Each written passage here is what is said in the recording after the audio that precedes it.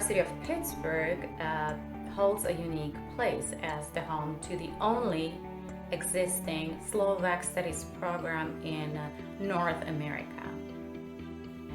For about 3 decades, the Slovak Studies program has been offering an array of courses on Slovakia and Central Europe, including the Slovak language classes at all levels, elementary, intermediate, advanced, and independent studies, as well as cultural history of Slovakia, of course, on communism and its fall, on Slovak, Czech, and Central European cinema, and a course on Slovak immigration.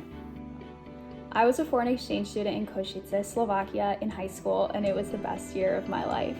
I instantly fell in love with Slovak food, Slovak culture, the language, but then I came back to the United States and I wasn't really sure how I was supposed to continue to study the language and continue to fall in love with the country. But then I found Pitt. I grew up in a home where my baba did not speak English. She only spoke the Rusyn language, although my grandparents came from eastern Slovakia. So when my older relatives got together, only the Rusyn language was spoken in our home.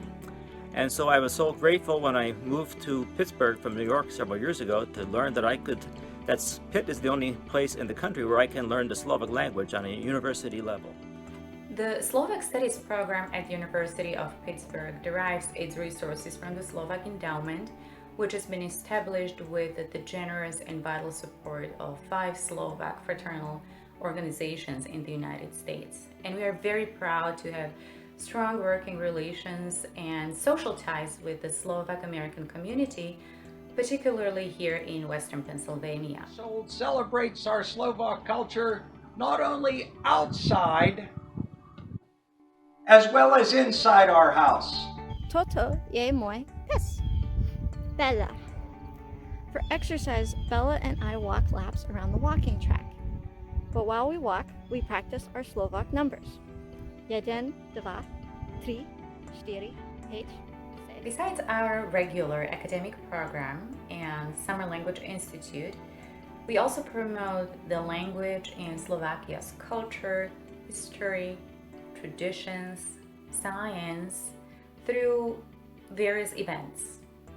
For instance, we've hosted the Czech and Slovak Studies Workshop, an interdisciplinary conference that has been drawing scholars from colleges and universities throughout the United States and abroad for 20 years now.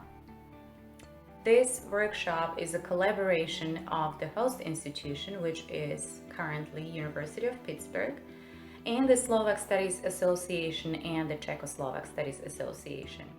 One of the things that I like about this program is the variety of techniques that Dr. Michalkova uses to teach us Slovak. For example, we do pair work and role plays, and we also play games and do skits in class. In addition to these, last semester we had a student conference in which each student prepared a short talk about some topic in Slovak culture and history, and then we all got together and gave our talks and had question and answer sessions. And it was a lot of fun. The language instruction is outstanding. But of course, learning a language is done primarily outside the classroom.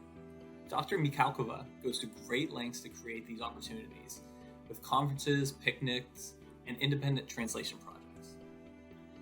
As well as, she does this with the Slavic language department and the whole university community to create events like coffee and tea hour, Christmas carols, other seasonal events, and all kinds of great ideas. I could probably provide you with a list of reasons to study Slovak, but instead I'll quote Nelson Mandela, former South African president. If you talk to a man in a language he understands, that goes to his head.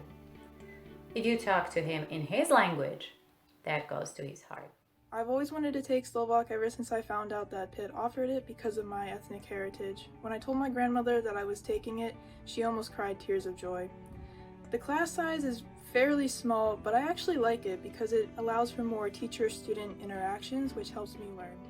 And finally, did you know that our Slovak courses are taught in the tallest educational building in the Western Hemisphere and the second tallest in the world? The 42-story Cathedral of Learning. How cool is that, right? Bye.